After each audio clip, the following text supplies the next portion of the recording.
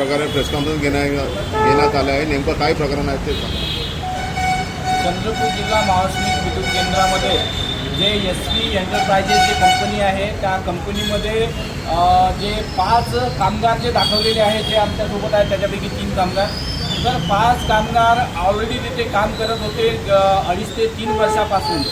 तर आम्ही संपूर्ण रेकॉर्ड जे बघितलं त्या रेकॉर्डमध्ये 15 लोकांची तिथं यादी आहे आणि त्या 15 लोकांचे जे आहे ते स्वाक्षरी जे तिथं केलेली आहे डुप्लिकेट, म्हणजे CTPS कंपनीमध्ये बोगस कामगार दाखवून पगार उचलण्यात येते कामगारांचा आणि एक प्रकारची जी आहे फसवणूक केल्या जात आहे.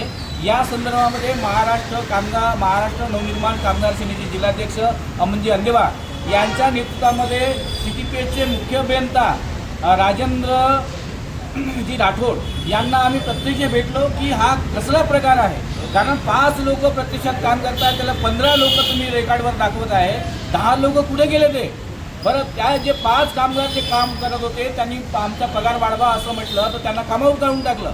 मग आम्ही सहाय्यक कामगार आयुक्त कार्यालयामध्ये गेलो, तिथं जेव्हा बोलणी झाली सगळं झालं, तिथं मग दुसरं जर काम मिळालं तर ह्या लोकांना घेऊ अशा प्रकारचं स्वतः वेलफेअर अधिकाऱ्यांनी जे आहे वेलफेअर ऑफिसरनी लिहून दिलं. असं असताना सुद्धा जेव्हा त्या श्रीनिवासला दुसरं कंत्राट मिळालं, त्या कंत्राट मिळाल्यानंतर 16 कामगारांची लिस्ट आमच्याकडे आली आहे, पण ह्या 5 कामगाराला घेतलं नाही आहे. म्हणून महाराष्ट्र नवनिर्माण कामगार सेनेच्या माध्यमातून आम्ही येणाऱ्या 8 दिवसामध्ये जर मुख्य अभियंत्यांनी जर प्रश्न सोडवला नाही तर CTPSच्या समोर जे आहे महाराष्ट्र नवनिर्माण सेना सर्व कामगारांना घेऊन मनसे स्टाईल आंदोलन करेल, अशा प्रकारचा इशारा आजच्या पत्रकार परिषदेच्या माध्यमातून आम्ही देतो.